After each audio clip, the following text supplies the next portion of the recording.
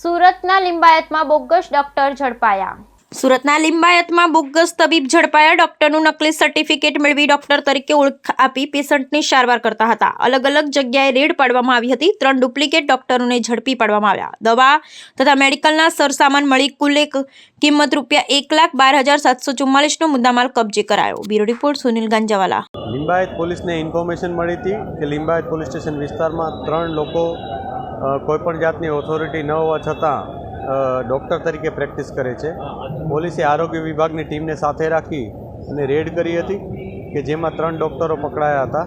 આ 3માં એકનું નામ રાજેશ યાદવ, એક ધર્મેન્દ્ર યાદવ અને એક દીના આદિત્ય કલિતા કરીને છે. આ ત્રણેયની ધરપકડ પોલીસે કરી છે. ત્રણેય પાસેથી એલોપેથિક દવાઓ, ઇન્જેક્શન્સ વગેરે મળ્યું છે. એમાં 1,12,000નો મુદ્દામાલ પોલીસે રિકવર કર્યો છે.